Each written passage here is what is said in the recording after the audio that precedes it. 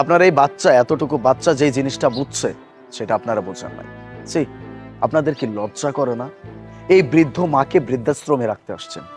এই মা আপনাকে কত কষ্ট করে ছোটবেলা থেকে মানুষ করছে, আর সেই মাকে দিন শেষে নিজের ঘাড়ের বোঝা মনে করে এরকম বৃদ্ধাশ্রমে রাখতে আসছেন। ছোটবেলায় যখন আপনি আপনার মাকে এত কষ্ট দিচ্ছেন, এত কিছু করছেন, আপনার মায়ের সাথে এত দুষ্টমি করছেন, কই এই মানুষটা তো একটা বারও মনে করে নাই যে আপনি তার ঘাড়ে একটা বোঝা? আর আজকে আপনি বিয়ে করছেন, আপনার সন্তান হয়েছে, এখন এই বয়স্ক মাকে আপনার ঘাড়ে বোঝা মনে হচ্ছে, তাকে বৃদ্ধাশ্রমে রাখতে আসছে। শোনেন, এই যে এই মানুষগুলো আছে না, এই মানুষগুলো মুখ ফুটে কিচ্ছু বলতে পারে না। দিন শেষে এদেরকে বৃদ্ধাশ্রম রেখে যান, এরা সেটাও মেনে নেয়। কেন মেনে নেয় জানেন? শুধুমাত্র আপনাদের ভালোর কথা ভেবে, আপনাদের সুখের কথা ভেবে। কিন্তু দিন শেষে আপনারা তাদের সুখের কথা চিন্তা করেন।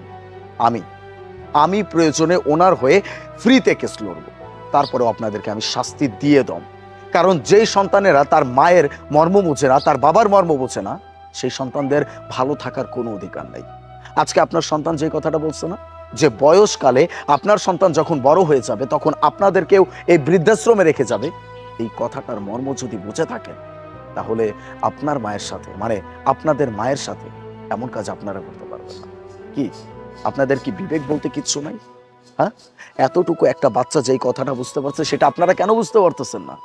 এই মাকে যদি বৃদ্ধাশ্রমে রেখে যান, দিন শেষে এই মানুষটা ভালো থাকবে না। এই শেষ বয়সে তাকে একটু শান্তি দেওয়া আপনাদের দায়িত্ব। সময় আছে, এখনো সময় আছে, নিজেদেরকে শুধরা। I am so sorry. আমি আমার ভুলটা বুঝতে পেরেছি। আজকে যদি আমার সন্তান এভাবে না বলতো, তাহলে হয়তো বা আমি কখনোই বুঝতে পারতাম না। মা, আপনি আমাকে মাফ করে দিন। আমি আপনাকে এই বৃদ্ধাশ্রমে রেখে যাব না। আপনি আমার সাথে চলুন। আপনি আমাদের সাথে আমাদের বাড়িতেই থাকবেন।